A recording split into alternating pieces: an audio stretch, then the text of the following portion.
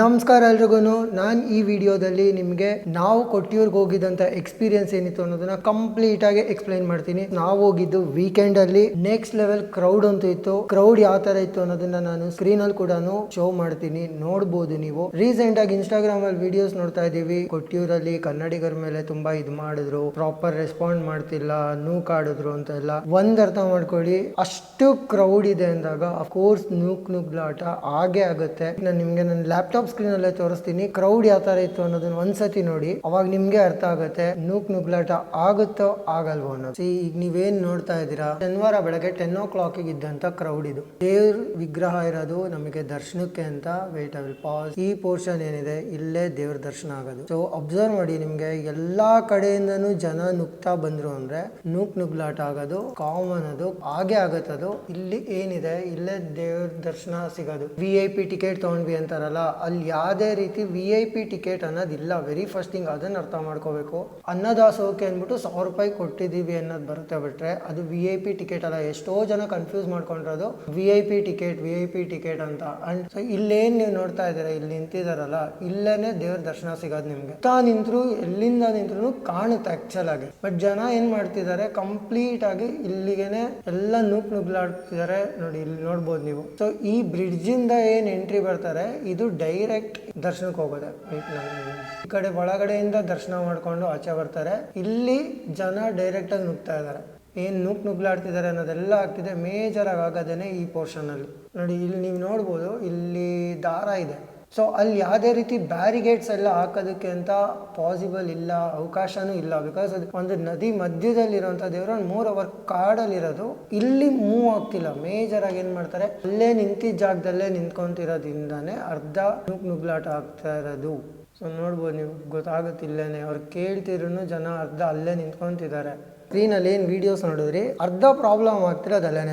ಒಂದು ತಿಳ್ಕೊಬೇಕಿರೋದೇನು, ದೇವಸ್ಥಾನ ಇರೋದು ಕಾಡ್ ಮಧ್ಯದಲ್ಲಿ, ಅಲ್ಲಿ ಚಿಕ್ಕದಾಗೆ ಇದೆ, ತುಂಬಾ ದೊಡ್ಡದಾಗಿದೆ ಆ ತರನು ಇಲ್ಲ. ಅಂಡ್ ಸುತ್ತ ಏನು ಕಟ್ಟೆ ಇದೆ ಕುತ್ಕೊಳ್ಳೋದಕ್ಕೆ, ಅದ್ರ ಮೇಲ್ ನಿಂತ್ರು ದೇವ್ರ ದರ್ಶನ ಸಿಗುತ್ತೆ. ಕ್ಯೂ ಅಲ್ಲಿ ನಿಂತಾಗ ಏನು ಡಿಲೇ ಆಗೋದು ಅಂದ್ರೆ 4 ಕಡೆಯಿಂದ ಕ್ಯೂ ಬಿಡ್ತಾ ಇದಾರೆ. ಕ್ಯೂ ಅಲ್ಲಿ ನಿಂತು ಒಂದು ದರ್ಶನ ಮಾಡಿದ್ರೆ ದೇವ್ರ ದರ್ಶನ ಸಿಕ್ಕಿ ಮಂಗಳಾರತಿ ಸಿಗುತ್ತೆ. ಅದೇ ನೀವೇನಾದ್ರು ಅನ್ನಸಂತರ್ಪಣೆಗೆಲ್ಲ ದುಡ್ಡು ಕೊಟ್ಟು ಟಿಕೆಟ್ ತಗೊಂಡ್ರೆ 1000 ರೂಪಾಯಿದು ದೇವ್ರ ದರ್ಶನ ಸಿಗುತ್ತೆ, ಬಟ್ ಮಂಗಳಾರತಿ ಸಿಗಲ್ಲ. ನಾವು ಹೋಗಿದ್ ಪ್ಯಾಕೇಜ್ ಅಲ್ಲಿ ಅವ್ರು ಹೇಳಿದ್ದು ಅದನ್ನ, ಸರ್ ನೀವು ಕ್ಯೂ ಅಲ್ಲಿ ನಿಂತೋದ್ರೆ ದರ್ಶನ ತುಂಬಾ ಲೇಟ್ ಆಗುತ್ತೆ, ಬಟ್ 1000 ರೂಪಾಯಿದು ಒಂದು ಟಿಕೆಟ್ ಇದೆ, ಅದನ್ನ ತಗೊಂಡ್ರೆ ನಿಮ್ಗೆ ಇದು. ಬಟ್ 1000 ರೂಪಾಯಿ ಟಿಕೆಟ್ VIP ಟಿಕೆಟ್ ಅಲ್ಲ ಅನ್ನೋದು ನನ್ಗೆ ಆಲ್ರೆಡಿ ಗೊತ್ತಿತ್ತು. ಬಿಕಾಸ್ ನಾನು ಯಾವುದೇ ದೇವಸ್ಥಾನಕ್ಕೆ ಹೋಗ್ತಿದ್ದೀನಿ ಈ ತರ ಅಂದಾಗ ಆ ಜಾಗದ ಮಹತ್ವ ಏನು, ಅಲ್ಲಿ ಏನೇನಿದೆ ಅನ್ನೋದನ್ನ ಒಂದು ಕ್ಲಿಯರ್ ಆಗಿ ತಿಳ್ಕೊಂಡೇ ನಾನು ಹೋಗಿರೋದು. ಅಂಡ್ ಅಲ್ಲಿ ಅಷ್ಟು ಕ್ರೌಡ್ ಇದ್ದು, ಅಷ್ಟು ಜನ ಕೂಗ್ತಿದ್ರು, ಐ ಫೀಲ್ ಲೈಕ್ ನನಗೆ ಪರ್ಸನಲಿ ಏನಿತ್ತು ಅಂದ್ರೆ ಪೀಸ್ ಆಗಿದೆ, ಕಾಮ್ ಆಗಿದೆ, ಯಾವ ಜಂಜಾಟ ಇಲ್ಲ.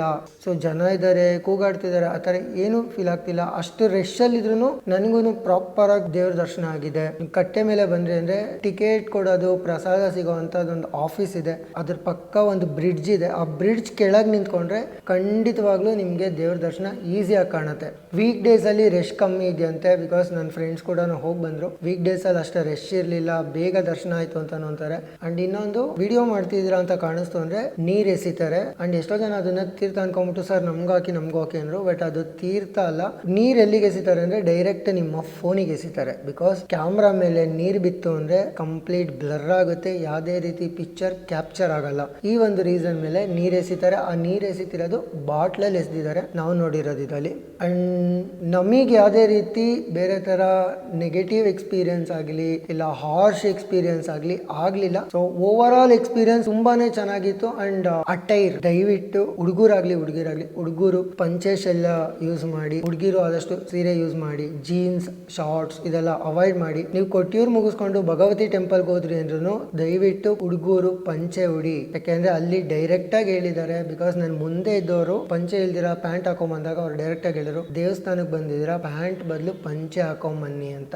ಅಂಡ್ ರಾಜರಾಜೇಶ್ವರ ಟೆಂಪಲ್ ಅಲ್ಲಿ ನೀವು ಇನ್ ಕೇಸ್ ಪಂಚೆ ಹಾಕಿಲ್ಲ ಅಂದ್ರೆ ಅವರು ವಾಪಸ್ ಕಳಿಸ್ತಾರೆ ಪಂಚೆ ಉಟ್ಕೊಂಡ್ ಬನ್ನಿ ಅಂತ. ಸೊ ದಯವಿಟ್ಟು ಬೆಟರ್ ನೀವೇನಾದ್ರು ಕೊಟ್ಟಿಯೂರ್, ಭಗವತಿ ಟೆಂಪಲ್ ಮತ್ತೆ ರಾಜರಾಜೇಶ್ವರ ಟೆಂಪಲ್ 3 ವಿಸಿಟ್ ಮಾಡ್ತೀನಿ ಅಂದ್ರೆ ಬೆಸ್ಟ್ ಥಿಂಗ್ ಪಂಚಶಲ್ಯದಲ್ಲಿ ಹೋಗೋದು. ಸೊ ಇದು ನಮ್ಮ ಓನ್ ಎಕ್ಸ್ಪೀರಿಯನ್ಸ್. ಇದು ನಾನು ಯಾವುದೇ ರೀತಿ ಯಾರೋ ಹೇಳಿದ್ದನ್ನ ಇಲ್ಲ ಕೇಳಿದ್ದನ್ನ ನಾನು ಏನೂ ಶೇರ್ ಮಾಡ್ತಿಲ್ಲ. ನಾನು ಸೆಲ್ಫಾಗಿ ಏನು ಎಕ್ಸ್ಪೀರಿಯನ್ಸ್ ಮಾಡಿದೆ ಕೊಟ್ಟಿಯೂರು ದೇವಸ್ಥಾನದಲ್ಲಿ ಇದನ್ನೇ ನಾನು ಶೇರ್ ಮಾಡ್ತಾ ಇರೋದು. ನೀವೇನಾದ್ರು ಹೋಗಿದ್ರಿ ಅಂದರೆ ನಿಮ್ಮ ಎಕ್ಸ್ಪೀರಿಯನ್ಸ್ ಯಾವ ಥರ ಇತ್ತು ಅನ್ನೋದನ್ನು ಕಮೆಂಟ್ ಬಾಕ್ಸಲ್ಲಿ ಕಮೆಂಟ್ ಮಾಡಿ ತಿಳಿಸಿ.